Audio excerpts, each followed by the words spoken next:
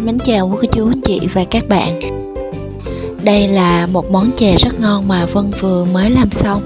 Nguyên liệu chủ yếu Vân sử dụng là khoai mì và đậu xanh. Để biết cách làm như thế nào thì chúng ta hãy cùng nhau vào bếp nha.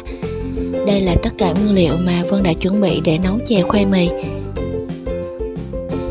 Bột năng Vân sử dụng là 220g. Đường thốt nốt Vân sử dụng là 500g. Theo khẩu vị của gia đình ăn ngọt nhiều hoặc là ngọt ít thì quý cô chú anh chị và các bạn có thể gia giảm độ ngọt theo sở thích của mình nha. Đậu xanh đã được cạo vỏ, sử dụng 100g.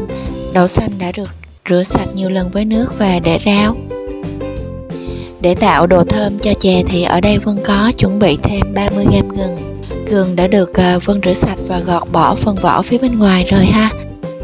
Còn đây là củ mì, nguyên liệu chính của món chè. Vân đã gọt vỏ rửa sạch rồi ha. Mình sử dụng là 1 kg. 170g dừa bào sợi, 170g sữa đặc. Còn đây là 500ml nước cốt dừa. Phần nước cốt dừa này chúng ta sẽ xên làm nước cốt dừa để chúng ta ăn chung với chè ha. Còn đây là 200ml nước cốt dừa. Chúng ta cho phần nước cốt dừa này vào trong bột bánh để cho viên chè của chúng ta béo hơn. Đậu xanh cạo vỏ đã được Vân rửa sạch. Bây giờ mình sẽ cho nước vào và ngâm đậu xanh khoảng 30 phút để đậu nở. Sau đó mới mang đi nấu. Chuẩn bị một cái tô, cho vào tô là một lượng nước và một ít muối ăn đó. Chúng ta sẽ hòa tan lượng muối ăn này vào trong nước để ngâm củ sắn nha. Chúng ta sẽ loại bỏ cái lượng axit cyanhydric ở trong củ sắn đó. Nếu mà chúng ta không loại bỏ cái lượng axit này trong củ sắn đi thì ăn rất là dễ bị ngộ độc. Để tí nữa hấp củ sắn nhanh chín thì mình cắt nhỏ củ sắn ra và loại bỏ luôn cái dây chỉ ở phía trong củ sắn luôn.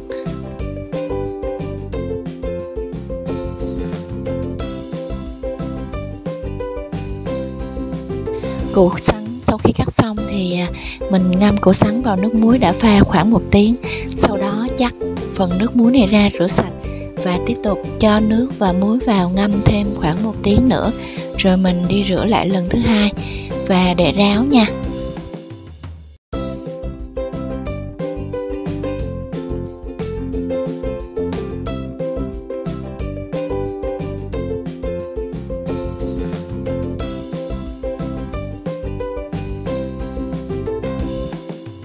Gừng chúng ta cắt mỏng, sau đó cắt sợi.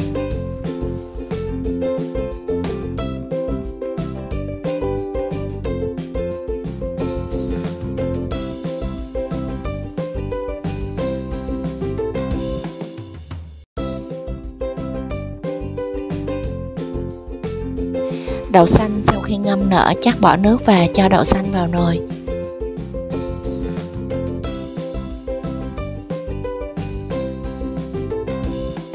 Chế thêm một lượng nước nhỏ sắp mặt đậu xanh thôi. Sau đó thì mình nấu đậu xanh trên lửa nhỏ nha. Mình cho thêm vào nồi đậu nửa muỗng cà phê muối để đậu xanh sau khi nấu nở đó, đậu sẽ đậm đà hơn. Khi nước trong nồi đậu sắp cạn đó, mình vặn lửa thật nhỏ lại, đậy nắp và hãm đậu để cho cái hạt đậu nó bung ra. Hãm lửa như vậy khoảng 10 tới 12 phút là được.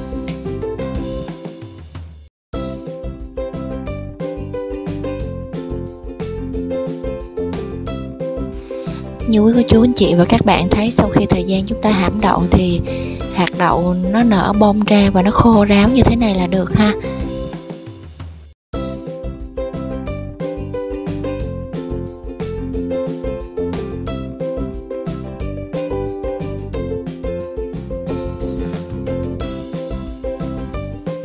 Khoai mì sau khi ngâm và rửa sạch chúng ta sẽ mang đi hấp chín.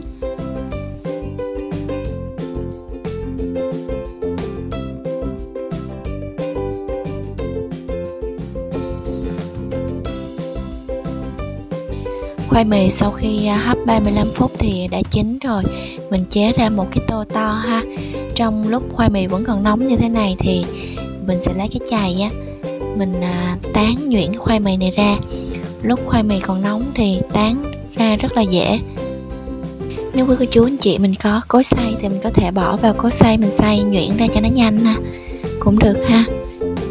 Khi khoai mì đã nhuyễn, mình sẽ cho đậu xanh đã nấu vào nè, bột đã chuẩn bị,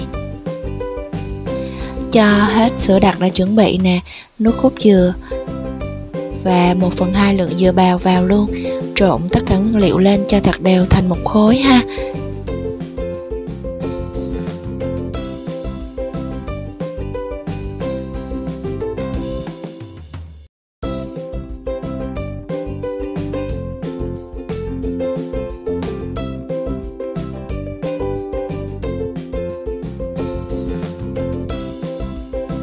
Nếu phần bột nhồi nhão thì chúng ta có thể thêm một ít bột năng, còn nếu mà khô thì chúng ta có thể thêm nước. Củ mì sau khi trộn bột lên nó dẻo lắm. Bây giờ mình tạo hình nha. Mình sẽ vo viên từng cái viên bột nhỏ như thế này.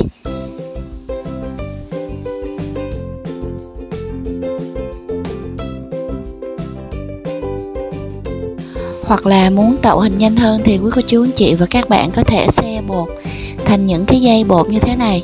Sau đó mình sẽ cắt ra những đoạn bằng nhau, rồi mình cho một xíu bột áo vào để nó trơn đó. Tại vì bột sau khi mà chúng ta vo lại với nhau nó dẻo lắm. Mình sẽ cho một ít bột áo vào và mình dùng bàn tay á, mình xoa đều giống như là mình làm bột trân châu vậy đó quý cô chú anh chị. Tạo hình như vậy thì sẽ nhanh hơn ha.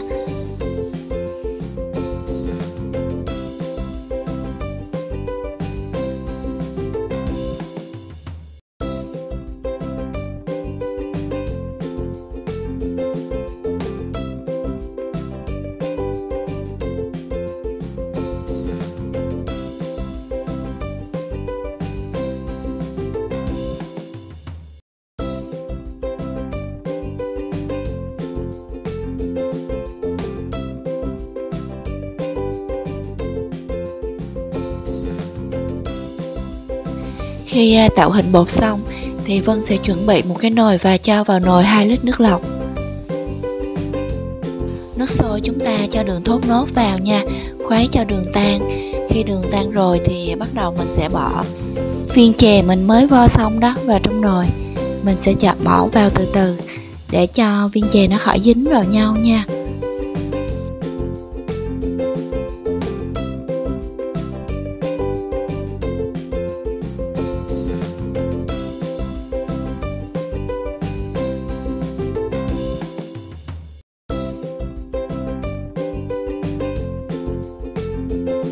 Chè chín, những cái viên bột nó nổi lên trên mặt hết nè quý cô chú anh chị và các bạn. Lúc đó mình bỏ gừng vào và tắt lửa nha. Vân cho một muỗng canh bột gạo vào trong chén và cho vào đây thêm là 20 ml nước lọc nữa. Mình khuấy cái phần bột gạo này cho nó tan hoàn toàn vào trong nước.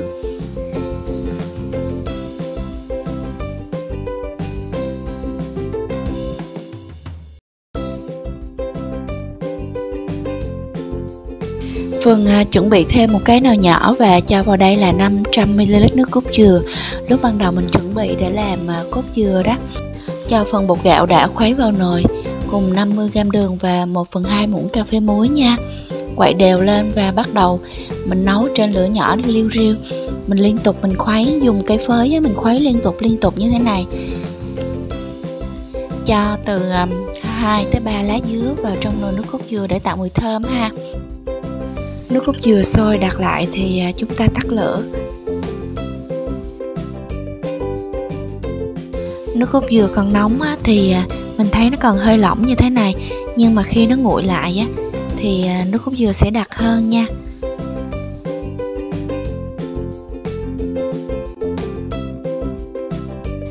Vậy là chè đã được nấu xong. Bây giờ chúng ta sẽ múc chè ra tô. Cho một ít nước cốt dừa vào chén, một ít dừa bào và một ít đậu phộng rang đã được giã nhỏ. Vậy là chúng ta đã được một chén chè ngon xuất sắc luôn. Chè thì độ ngọt vừa phải, nước dừa thì béo ngậy, ăn kèm với dừa đã được bào sợi nè, cùng với đậu phộng thì bùi bùi Sự kết hợp rất tuyệt vời của củ sắn và đậu xanh tạo nên một món chè rất là ngon. Mến chúc cô chú, chị và các bạn xem video thật là vui vẻ. Xem video thấy thích, hãy ủng hộ cho Vân bằng cách bấm like, share và đăng ký kênh nha. Xin chân thành cảm ơn và xin hẹn gặp lại với cô chú, chị và các bạn ở video sau vào thứ Sáu tuần tới nha.